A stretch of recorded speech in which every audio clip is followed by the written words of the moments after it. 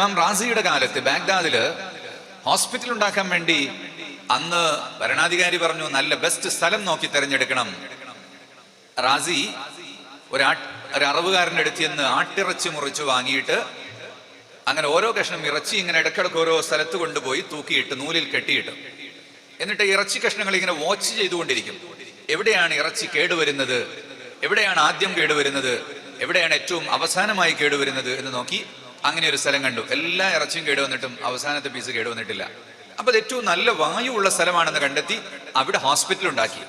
ആ ഹോസ്പിറ്റലിൽ വന്നാ പിന്നെ മരുന്നൊന്നും ആവശ്യമില്ല, അവിടുന്ന് തന്നെ രോഗം മാറും.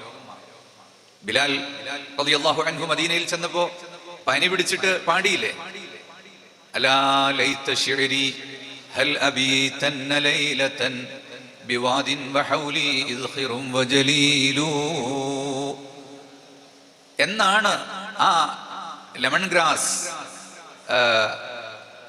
ഗ്രാസ് ഇഞ്ചിപ്പുല്ലും അതുപോലെ ജലീലും ഒക്കെയുള്ള ഔഷധോദ്യാനത്തിനിടയിൽ ഒന്ന് ഉറങ്ങാൻ കഴിയുന്ന സമയം എപ്പോഴാണ്? ഫഹൽ അരിദൻ യൗമൻ മിയാഹ മജിന്നത്തിൻ ഫഹൽ യബ്ദു വല്ലി ശാമതും വതുഫീലു. ആ മലയോര വെള്ളത്തിലൊന്ന് മുങ്ങിക്കുളിക്കാനും എഴുന്നേറ്റ് നോക്കുമ്പോൾ നാലുഭാഗത്തും മലകൾ കാണാനും ഒക്കെ എപ്പോഴാണ് സാധിക്കുക?